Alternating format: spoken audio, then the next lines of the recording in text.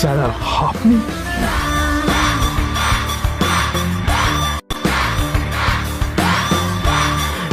Extremely sorry sir. Sir sir আপনি একটা inform করেননি কেন আমাকে? আপনি আসবেন জানলে তো আমি নিজে রিসিভ করতে আসতাম আপনাকে। ঠিক আছে, আপনি ব্যস্ত হবেন না প্লিজ। জানোইনি কে? নিজের বসকে এভাবে একজন ভিখারিকে হাতে পায়ে ধরতে দেখে গার্ডটিও অবাক হয়ে গেল। আরে sir sorry sir, extremely sorry, আপনি আমার সঙ্গে আসুন। সরি স্যার, সরি, ভুল হয়ে গেছে স্যার। সালাম স্যার। নীল কি তবে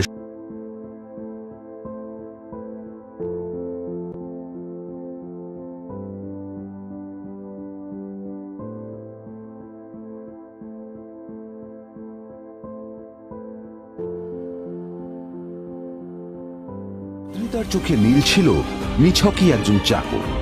সে সারাদিন আদ্রিতার ভাই ফরমাস খেটেও ওকে সন্তুষ্ট করতে পারত না।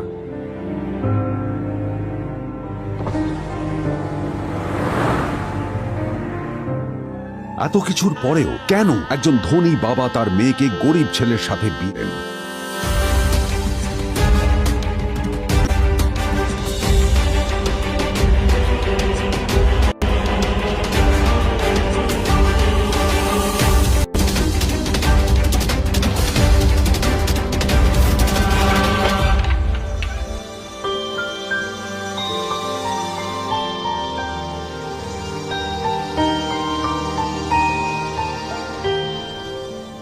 এবং তারপরে সেই মেয়েটি তার গরিব স্বামীর কাছ থেকে নতুন বছরে এমন একটা গিফট পেয়েছিল যে তার চক্ষু স্থির হওয়ার জোগাড় হয়েছিল। আর ওর স্বামী সম্পর্কে সত্যিটা জানার পর তো ও প্রায় অজ্ঞান হয়ে গিয়েছিল।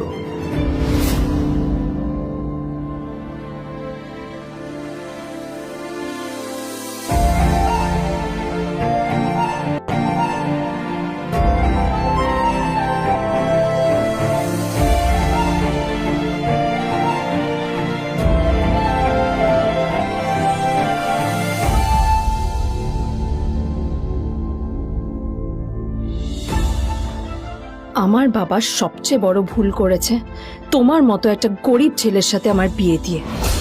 আমার সব বন্ধুদের স্বামীরা ওদের কত দামি দামি গিফট দেয়, আর তুমি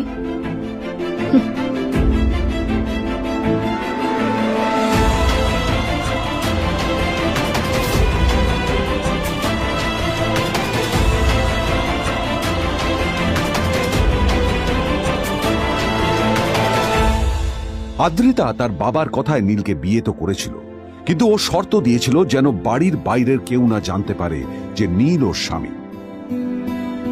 নীল ওই বাড়িতে ঘর জামাইয়ের মতো থাকলেও ও যেন ওখানে একজন চাকর ছিল। সবাই ওকে অপমান করত। ওই বাড়িতে না ও ঠিক মতো খাবার পেত, আর না ওর কোনো আলাদা ঘর ছিল। কখনো কার্পেটের উপর ঘুমোতো, তো কখনো আবার পোষা কুকুরের ঘরের পাশে নীলকে ঘুমোতে হতো। হাত খরচ মেটাতে ও এক জায়গায় ওয়েটারের কাজও করত। আদ্রিতা তার বন্ধুদের বলেছিল যে আদ্রিতা বিদেশে বিয়ে করেছে আর তার স্বামী লন্ডনের একজন খুব বড় বিজনেসম্যান। কিন্তু যখন আদ্রিতার বন্ধুরা ওকে ওদের স্বামীদের দেওয়া দামি দামি গিফটগুলো দেখাতো, তখন লজ্জায় ওর ভিতরটা পুড়ে ছাই হয়ে যেত।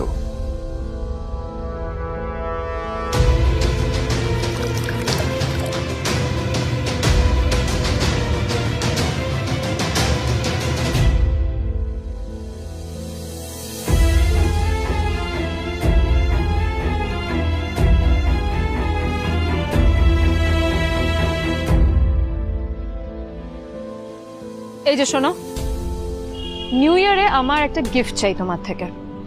আর গিফট যেন দামি হয়, হ্যাঁ, মানে খুব দামি, কয়েক লাখ টাকা।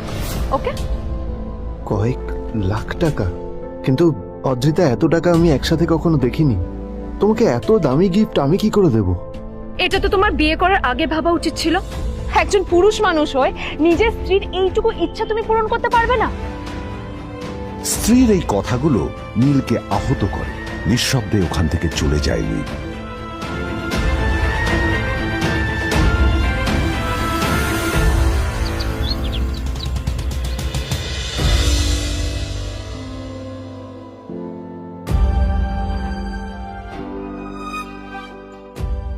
দুদিন পর নিউ ইয়ার পার্টির আগে নীল আদ্রিতার কাছে এসে একটা গিফট প্যাক দেয়।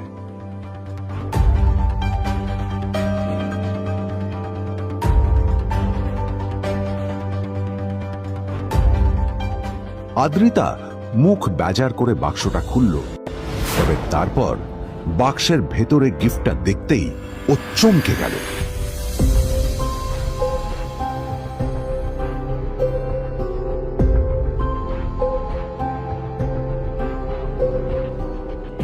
এই এই ফোনটা মানে এটা তো একটা স্পেশাল এডিশন, এটার দাম তো 3 কোটি টাকা।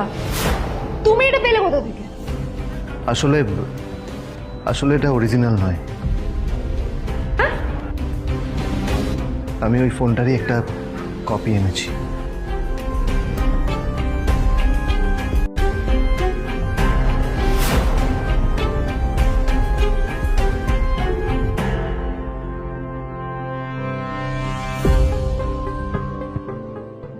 কিন্তু আদ্রিতার নীলের কথা একটু সন্দেহ হয়, কারণ ফোনটা দেখে একেবারেই আসল বলেই মনে হচ্ছিল। পরের দিনই আদ্রিতা ওই কোম্পানির শোরুমে গেল। এই ফোনটা একটু দেখুন না প্লিজ। ওয়াও, আচ্ছা ম্যাম, আপনি কি মিস্টার রয় চৌধুরীর বন্ধু? কে মিস্টার রয় চৌধুরী? ও আপনি কি ওই রয় চৌধুরী গ্রুপ অফ ইন্ডাস্ট্রিজের মালিকের কথা বলছেন? হ্যাঁ। না না, আমি ওনাকে চিনি না। আমি কেন, আমার মনে হয় কেউই ওনাকে চেনে না। বড় বড় মানুষেরাই ওনা দেখা পান না। আমিও কোনোদিন ওনাকে দেখিনি, কিন্তু সাডেনলি আপনি এই প্রশ্নটা করলেন কেন? অ্যাকচুয়ালি ম্যাম, আপনার হাতের এই ফোনটা আসলে এটা ফোনের স্পেশাল এডিশন।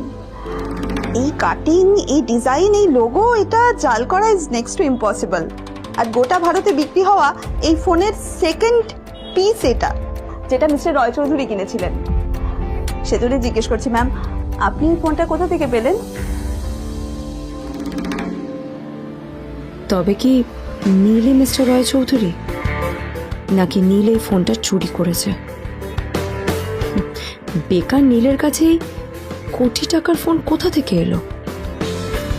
নীলের সত্যিটা তাহলে কি? আর ও যদি সত্যি বড়লোক হয়ে থাকে, তবে ও নিজের শ্বশুর বাড়িতে খরচামাই হয়েই বা থাকে কেন? আদ্রিতা এসব কথাই মনে মনে ভাবছিল, তবে আদ্রিতার বিশ্বাস ছিল যে কোনো না কোনো মতলব করেই নীল এই ফোনটা আদ্রিতার জন্য নিয়ে এসেছিল। কিছুদিন পর আদ্রিতা সেই ফোনটার কথা ভুলে গেল। নীল সকাল সকাল ঘুরতে বেরিয়েছে বাইরে।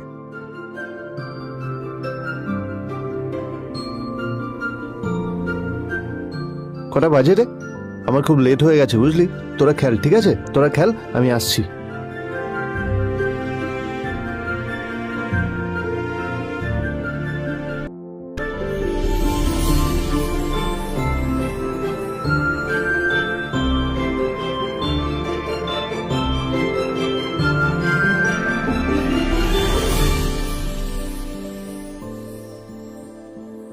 নীল, জল পড়ছে না কেন দেখো না। নীল, নীল, নীল কোথায় গেল? নীল,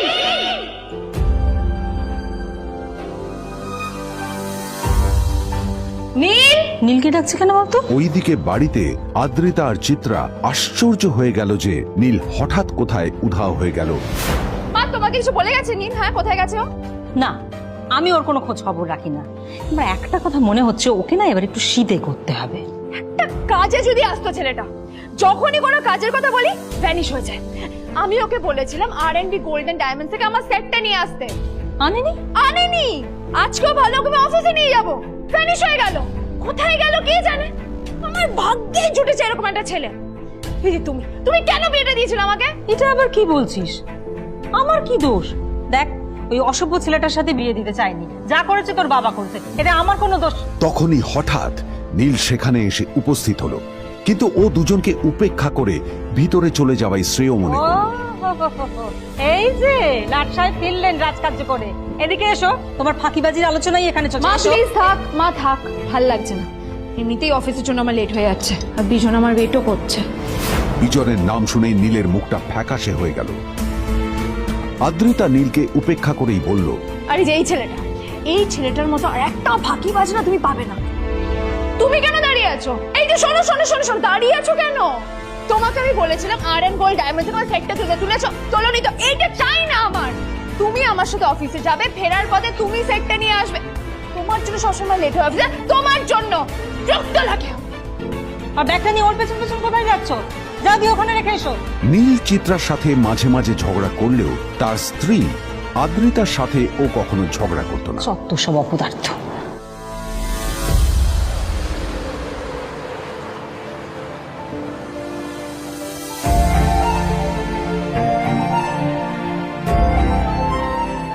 কিছুক্ষণের মধ্যেই তারা আদ্রিতার অফিসে পৌঁছে গেল। আদ্রিতা গাড়ি থেকে নামতে নামতে দেখলো যে তার কাছে অনেকগুলো ফাইল আছে। নীলের দিকে তাকিয়ে ওকেই ফাইলগুলো নিয়ে ভেতরে আসতে বলল। চলো, হাঁ করে দাঁড়িয়ে আছো কেন? ফাইলগুলো নিয়ে ভেতরে এসো।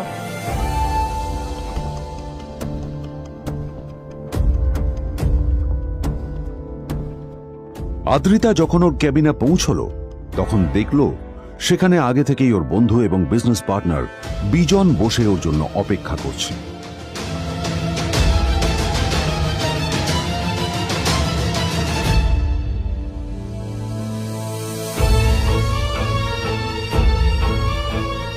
কোথায় ছিলে বলো? আমি 1 ঘন্টা ধরে তোমার জন্য এখানে ওয়েট করছি। এই লোকটার কি কোনো কাজকর্ম নেই? 1 ঘন্টা ধরে বসে আমার স্ত্রী আদ্রিতার জন্য অপেক্ষা করছে। সরি বিজন, আমি খুবই দুঃখিত যে বাড়ির কিছু লোকের জন্য না আমার সবসময় লেট হয়ে যায়। আদ্রিতার কথা শোনার পর বিজনের 1 ঘন্টা অপেক্ষা করার অভিযোগ 1 মুহূর্তের মধ্যে মিলিয়ে গিয়েছিল। কি হলো, হাসছো কেন? লটারি পেলে নাকি? লটারি? হ্যাঁ, তুমি আসা মানে আমার কাছে লটারির থেকেও বেশি দাম।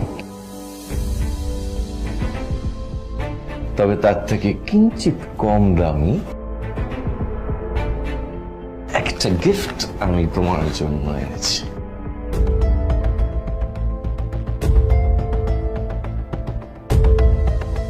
This is a rare diamond necklace for you. এটা আমার জন্য? সত্যি? এই শহরে এটা খুঁজে পাওয়া খুব বিরল। Just like you. Like it? Thank you. You're welcome. Thank you for the gift. আসি তাহলে এখন।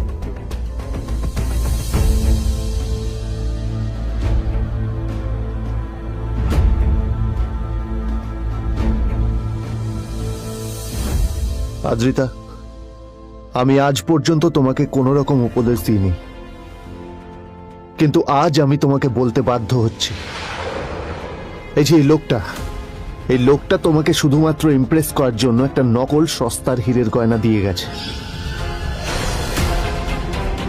এরকম একটা লোকের সাথে তোমার মেশা উচিত না। ভবিষ্যতে কিন্তু তুমি বিপদে পড়বে। আদ্রিতা, আমি তোমাকে কথা দিচ্ছি, আমি তোমার জন্য আসল রেয়ার একটা হীরের গয়না এনে দেবো, এর চেয়েও দামি, এর চেয়ে অনেক অনেক বেশি দামি। তার জন্য আমাকে যাই করতে হোক না কেন, আমি তোমাকে একদিন ঠিক এনে দেবো, ঠিক এনে দেবো তোমাকে। তাদের বিয়ে হয়েছে 2.5 বছর। এর মধ্যে প্রথমবার তার মনে হলো নীল তার জন্য লড়াই করছে। নীলের এই রূপটা দেখে আদ্রিতা চমকে গেল। আজ প্রথমবারের মতো আদ্রিতার মনে প্রশ্ন এলো, নীলকে নিজের থেকে দূরে সরিয়ে রেখে আমি কি কোনো ভুল করছি? না না, এটা আমি কি ভাবছি? বিজন আমার বিজনেস পার্টনার, ও আমাদের মেইন ইনভেস্টর। নীলের এই অ্যাকশনের কারণে বিজন আমার কোম্পানি থেকে ব্যাক আউট করে গেলে কি হবে? না না না না না, নীলের জন্য আমি আমার এত বছরের পরিশ্রমকে জলে দিতে পারি না। আমার নীলকে নয়, আমার বিজনকে প্রয়োজন। এইসব ভাবতে ভাবতে আদ্রিতার নীলের ওপর রাগ হতে শুরু করে। আদ্রিতার রাগ তখন চরমে উঠে যায়। আজ প্রথমবার নীল আদ্রিতার সাথে খারাপ ব্যবহার করেছে। How dare you! তোমার এত বড় সাহস! হ্যাঁ, তোমাকে কে অধিকার দেয় বলো তো যে তুমি আমারই অফিসে দাঁড়িয়ে আমাকেই এতগুলো উল্টোপাল্টা কথা তুমি শোনালে? তোমাকে এখানে আনাই আমার ভুল হয়েছে। সবচেয়ে বড় ভুল হয়েছে। এবার চুপচাপ এখান থেকে বেরিয়ে যাও, right now. Get out. Neel আদ্রিতার এই কথার কোনো উত্তর দিল না। নীল জানতো যে ও যতই কথা বাড়াবে আদ্রিতা ততই বেশি রেগে যাবে। আদ্রিতা যেন তেন ভাবে নিজের রাগ চেপে ব্যাপারটা ওখানেই শেষ করার চেষ্টা করলো, কিন্তু ও তো জানতো না যে ব্যাপারটা তখন সবে শুরু হয়েছে। কি হলো, শুনতে পাচ্ছিস না? কালা নাকি? আমারই সামনে দাঁড়িয়ে আমার কেনা গিফট নিয়ে তুই মজা করলি? কত বড় সাহস রে তোর! নিজেকে তো বিক্রি করে দিলে ওরকম একটা ডায়মন্ড নেকলেস তুই কিনতে পারবি না। তোর এই গরিবের পারফিউম, সস্তা শার্ট, পায়ে একটা ফাটা চপ্পল নিয়ে নিজেকে বড় হিরো মনে করছিস? তোর নিজের কত দাম সেটা তোর নিজের জানা উচিত। Zero, big zero. সালা খরচা মাইতে চল।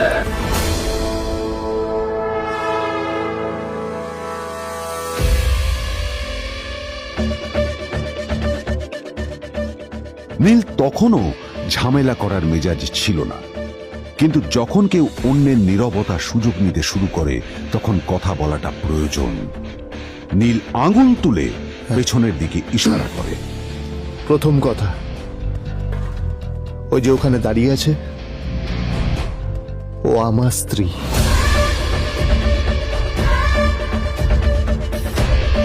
তাই আমার স্ত্রীকে তোমার নেকলেস দেওয়ার কোনো অধিকার নেই। ওকে যদি নেকলেস দিতে হয় তাহলে আমি দেব। তাই এসব ফ্রডগিরি বন্ধ করো। আর দ্বিতীয় কথা, যার পকেটে পয়সা নেই ঝনঝন আওয়াজ করা তার মানায় না।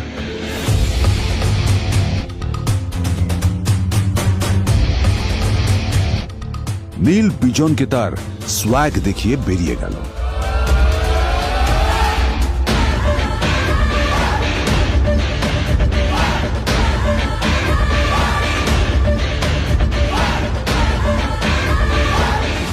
আদ্রিতার রাগে গজগজ করছিল। ওর জ্বলন্ত চোখের সামনে শুধু নীলের মুখটা ভেসে উঠছিল। ও যতই নীলের কথা ভাবছিল ততই ওর রাগ বেড়ে যাচ্ছিল।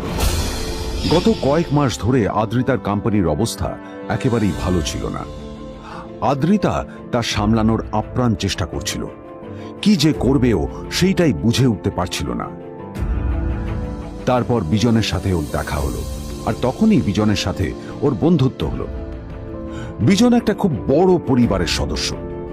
আজ বিজন শুধুমাত্র আদ্রিতার কোম্পানির একজন বিজনেস পার্টনারই নয়, সাথে বড় ইনভেস্টরও।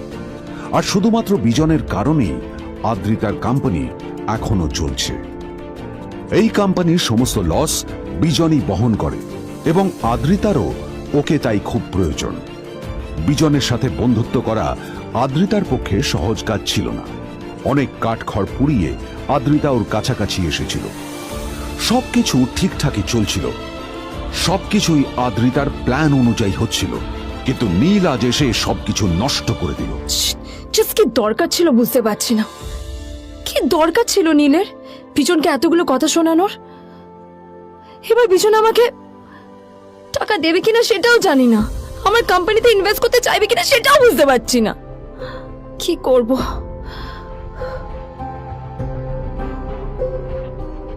এখন আদ্রিতা ওকে কিভাবে বোঝাবে? ভুল করে যদি বিজন ওর টাকা ফেরত চায় তবে আদ্রিতার কোম্পানি সেন কর্পোরেশন খুব বড় সমস্যায় পড়ে যাবে। তারপর কি হবে? সেন পরিবারের দেখভাল কে করবে? এইসব ভাবতে ভাবতে আদ্রিতা নিজের উপরেও রেগে গেল। আসলে দোষটা ওর নিজেরই। আদ্রিতা কেন নীলকে ওদের মাঝে আনতে গেল? নীলকে অফিসে নিয়ে আসারই বা কি দরকার ছিল? আর যদি সে নীলকে সাথে করে না আনতো তাহলে বিজন এখন ওর সাথেই বসে থাকতো।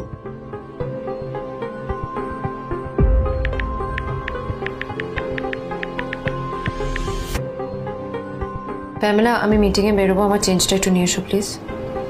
Thank you. আর অন্যদিকে সেন কর্পোরেশনের অফিস থেকে বেরিয়ে নীলের খুব ফুরফুরে লাগছিল। তখনই হঠাৎ ওর ফোনটা বেজে উঠল। ফোনটা ছিল মিস্টার রায় চৌধুরীর। তিনি ছিলেন শহরের সব থেকে বড় বিজনেসম্যান। হ্যাঁ মিস্টার রায় চৌধুরী, আমি আপনাকেই ফোন করতে যাচ্ছিলাম। আমি একজন বিশেষ লোককে লোকের সাথে তোমার একটা মিটিং ফিক্স করেছি। ওর অ্যাড্রেস আমি তোমাকে টেক্সট করে দিয়েছি। আমি চাই তুমি ওই লোকটার সাথে মিট করো। ঠিক আছে, আমি যে কোনো কারোর সাথে দেখা করতে পারি, কিন্তু তার জন্য আপনাকে আমার দুটো শর্ত মানতে হবে। প্রথমটা, আমার জন্য একটা রেয়ার হীরের নেকলেস আপনাকে জোগাড় করে আনতে হবে। আর দ্বিতীয়টা, আমি আপনাকে টেক্সট করছি, এটাও কিন্তু একই রকম জরুরি। এই দুটো কাজ আপনাকে যত তাড়াতাড়ি সম্ভব করে ফেলতে হবে আমার জন্য, ঠিক আছে? তোমার অ্যাকাউন্টে কিছু টাকা পাঠিয়েছি, কিছু জামা কাপড় কেন, যাতে তুমি ভদ্র সমাজে আসার যোগ্য হও, আর তোমাকে আমি স্বামীর পরিচয় দিতে লজ্জা না পাই। তোমার কারণে আমার পরিবার লজ্জা পাবে, আমি সেটা চাই না। যখনই দেখি তখনই তুমি ভিখিরির মতো ছেঁড়া ফাটা জামা কাপড় পরে থাকো। আসলে আদ্রিতার বাড়িতে আজ ফ্যামিলি ডিনার পার্টি ছিল, আর শেষবার নীলের জন্য ওকে অনেক ঝামেলা পোহাতে হয়েছিল। মেসেজ পড়ে নীল ফোনটা নিজের পকেটে রেখে রাস্তার ধারে গিয়ে একটা ট্যাক্সি থামানোর জন্য হাত বাড়িয়ে দিল। নীল ট্যাক্সি ধরে গোল্ডেন সিটি অ্যাভিনিউর দিকে বেরিয়ে পড়ল। গোল্ডেন সিটি অ্যাভিনিউ শুধু কলকাতারই নয়, এটা ছিল সারা পশ্চিমবঙ্গের সবচেয়ে বিলাসবহুল সোসাইটিগুলোর মধ্যে একটা। আসলে এই সেই জায়গা যেখানে মিস্টার রায়চৌধুরী আজ তার জন্য গোপন মিটিং ফিক্স করেছিলেন। কিন্তু নীল কার সাথে দেখা করতে যাচ্ছে এ সম্পর্কে ওর কোনো ধারণাই ছিল না। যখন নীল সেখানে পৌঁছলো, পুলভিলার বাগানে বসে থাকা লোকটিকে দেখে রাগে নীলের রক্ত ফুটতে শুরু করলো। নীল ওখানে না দাঁড়িয়ে বেরিয়ে গেল। তখনই হঠাৎ একটা মেসেজ এলো। আসলে আজ আদ্রিতার ফ্যামিলি গ্যাদারিং এ যাওয়ার আগে নীলকে ওর হাই স্কুলের রিইউনিয়নেও যেতে হতো। গ্র্যাজুয়েশনের পর এত বছরে এই প্রথম নীল তার কোন কলেজ বা স্কুলের রিইউনিয়নে যাচ্ছে। এতগুলো বছরে নীল তার কোনো বন্ধুর সাথেই দেখা করেনি। নীলের তার পুরনো সহপাঠীদের কথা মনে পড়তে লাগলো, যাদের সাথে ও স্কুলে মজা করত। আজ আবার ওদের সকলের সাথে নীলের দেখা হবে।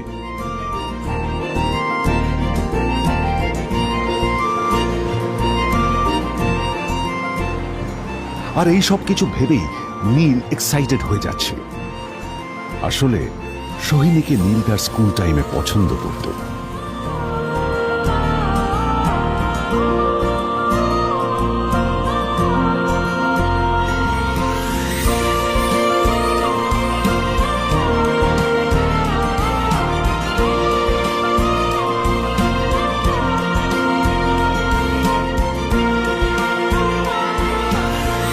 অন্যদিকে সেম কর্পোরেশনে ইনভেস্টরদের সঙ্গে আদ্রিতার মিটিং একেবারেই ভালো যায়নি। তাকে দেখে বেশ গম্ভীর মনে হচ্ছিল।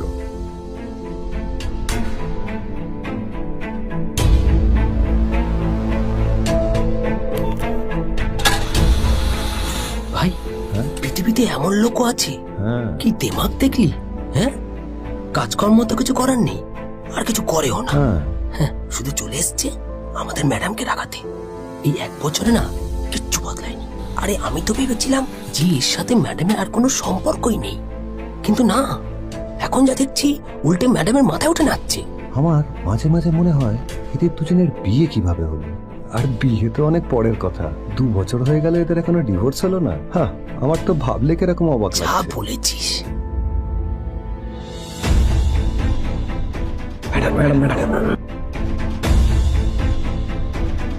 অফিসে চলতে থাকা এইসব কথা শুনে আদ্রিতার আরো রাগ হলো। আদ্রিতা ক্যাবিনে যাওয়ার পরে রাগকে নিয়ন্ত্রণ করা ওর পক্ষে আরো কঠিন হয়ে গেল।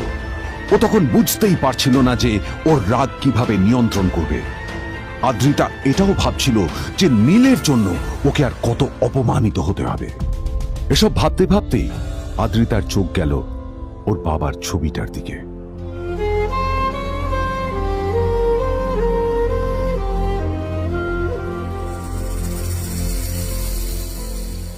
আমি তো তোমার সবচেয়ে প্রিয় মেয়ে ছিলাম বাবা, তাই তাই আমি সবসময় ভেবেছি যে তুমি আমার জন্য যাকে সিলেক্ট করবে সে সব থেকে শ্রেষ্ঠ হবে। তাই আমি নিজে থেকে কখনো কোনো রিলেশনশিপে যাইনি, আর তোমার কাছে বিয়ের কোনো শর্তও রাখিনি। কিন্তু কিন্তু তুমি না আমার সাথে কি করলে? এই গাধাটার সাথে আমাকে বিয়ে দিলে। আমার আমার জীবনটা নষ্ট হয়ে গেল, শেষ হয়ে গেল।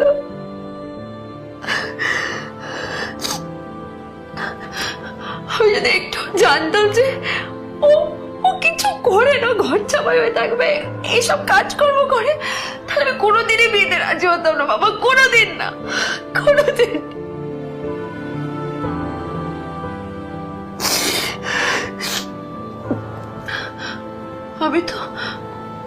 আমি তো সবসময় ভাবতাম যে বাবা মারা তাদের সন্তানের ভালো চায়, কল্যাণ চায়, তাদের জন্য চিন্তা করে।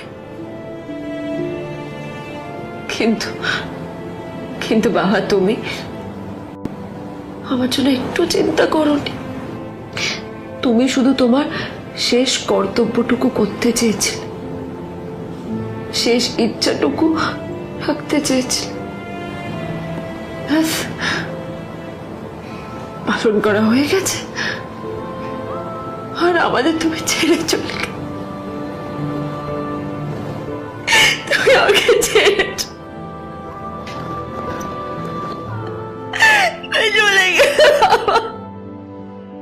অন্যদিকে নীল রিইউনিয়ন পার্টির জন্য হোটেল প্রাইম স্টারের দিকে রওনা হলো। হোটেল প্রাইম স্টার ছিল শহরের সবচেয়ে দামি হোটেল। ওখানে শহরের সব বড় লোকেরা যাতায়াত করত। নীল যখনই তার পুরনো বাইকটা নিয়ে ওখানে পৌঁছলো, ওর পুরনো জামা কাপড়, পুরনো বাইক আর ওর পায়ে ছেঁড়া চপ্পল দেখে সিকিউরিটি গার্ড ওকে গেটের বাইরেই আটকে দিল। থাম থাম, এই কোথায় যাচ্ছিস শালা ভিকিরি? না না দাদা, আপনি আমাকে ভুল বুঝছেন। আসলে আমাকে ইনভাইট করা হয়েছে, আমি এই হোটেলেই এসেছি। শালা মিথ্যে কথা বলার জায়গা পাস না, হ্যাঁ? মিথ্যে কথা বলার আগে নিজের চেহারাটা তো দেখতিস। এটা একটা প্রাইম হোটেল, বুঝেছিস? এখানে সব শহরের বড় বড় লোকেরা তাদের বড় বড় গাড়ি নিয়ে আসে। শালা তোর মতো একটা ভিকিরি একটা ফ্যাট প্যাটে আওয়াজ বের করা বাইক নিয়ে চলে এসেছিস, আর আমি তোকে ঢুকতে দেবো? না দাদা, আমাকে ইনভাইট করা হয়েছে। আমাকে শুনুন শুনুন না, আরে চল আমাকে একবার ঢুকতে দিন আমাকে। নীল পড়ে যেতেই একটা দামি গাড়ি ওখানে এসে দাঁড়ালো। এই গাড়িটি আর অন্য কারো নয়, হোটেল প্রাইমের মালিক মিস্টার খান্নার ছিল। কি হচ্ছে কি এটা? হোটেলের গেটের সামনে এসব এসব ক্যাশ চলছে এখানে। হোটেলের বদনাম হবে না এতে? স্যার দেখুন না, এই যে ভিকিরিটা হোটেলে ঢুকতে যাচ্ছে, আমি বারণ করছি, শুনছে না স্যার। শালা, আপনি কি করতে আছেন? কে কি হচ্ছে দেখি দেখি কে? মিস্টার খান্না তার চশমা খুলে নীলের দিকে দেখলেন, আর ওনার মুখটা হাঁ হয়ে গেল।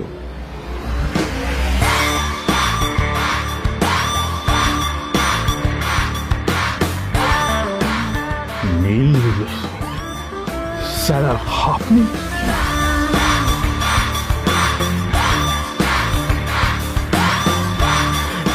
Extremely sorry sir. Sir sir, আপনি একটা ইনফর্ম করেননি কেন আমাকে? আপনি আসবেন জানলে তো আমি নিজে রিসিভ করতে আসতাম আপনাকে। ছি ছি ছি ছি ছি ছি। ঠিক আছে, আপনি ব্যস্ত হবেন না প্লিজ। জানোইনি কে? নিজের বসকে এভাবে একজন ভিখারিকে হাতে পায়ে ধরতে দেখে গার্ডটিও অবাক হয়ে গেল। আরে sir, sorry sir, extremely sorry. আপনি আমার সঙ্গে আসুন। সরি স্যার, সরি, ভুল হয়ে গেছে স্যার। সালাম স্যার। নীল কি তবে সত্যিই একজন খুব